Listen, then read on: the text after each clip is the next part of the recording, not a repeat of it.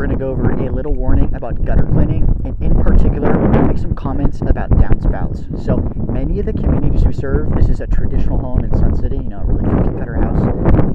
One of the points of frustration for a lot of mass-produced, tract home communities, this community has thousands of homes, is they just maybe cut some corners around the types of downspouts they install. So honestly, this is the most traditional type of downspout, but it just has issues. The issue being, the diameter of the downspout is really thin, and there's lots of little kinks in the downspouts. You notice we call this an elbow. It looks like an elbow. So there's an elbow at the top, like normal, just like there's one right here too, as traditional. Sometimes there's a little elbow on the bottom too. These are really areas that are prone to debris. Think of chunks of moss, leaves, etc. Sometimes getting clogged at the top. Sometimes it gets past the entry point of the downspout and gets clogged in the elbow. This one has another opportunity to get clogged here. This one just can get clogged at the top or at the elbow portion.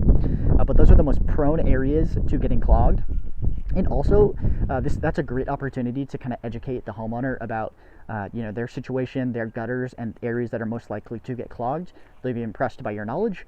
And also look at the diameter of these downspouts, right? It's literally 2-3 inches. So it doesn't take much more than a couple chunks of moss to clog these downspouts, especially in the little elbow portions where they're even slightly thinner because of how they're angled and little metal pieces inside that block debris. So that's just a great opportunity to educate homeowners on, debris mostly gets clogged on the top inside portion where the water enters into the downspout. Sometimes debris gets trapped in this portion, what we call the elbow, because of how it just juts down, and it's just an area that's prone to chunks of moss or leaves getting caught.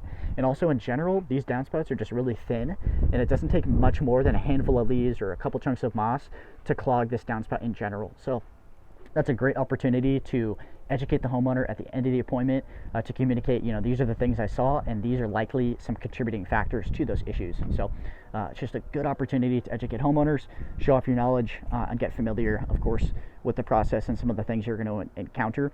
And, these elbows and these types of downspouts being really thin, that's exactly why we use the tools we do, the rubber mallet and the appliance cleaner, etc., so that we can unclog these and make sure that homeowner is being treated and prepared for the rain.